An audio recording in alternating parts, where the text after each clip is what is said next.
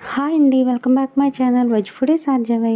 ఇవాళ నేను క్యారెట్ తురుము కర్రీ చేశాను. దీనికోసం అని చెప్పి ఒక కడాయి పెట్టి అందులో ఒక 3 స్పూన్ల వేరుశనగ నూనె వేసుకొని అందులో శనగపప్పు, మినప్పప్పు, వెల్లుల్లి ఇవి 3 ఫస్ట్ వేసేసుకొని తర్వాత ఇందులో ఆవాలు, జీలకర్ర, పచ్చిమిరపకాయలు, ఉల్లిపాయలు ఇవన్నీ వేసుకొని కొంచెం ఇంగువ కూడా వేసుకొని ఉల్లిపాయ సాఫ్ట్గా కుక్ అయిన తర్వాత తురిమిన క్యారెట్ని కూడా వేసేసుకొని మూత పెట్టి మగ్గనివ్వాలి. తర్వాత కలర్ చేంజ్ అవుతుంది.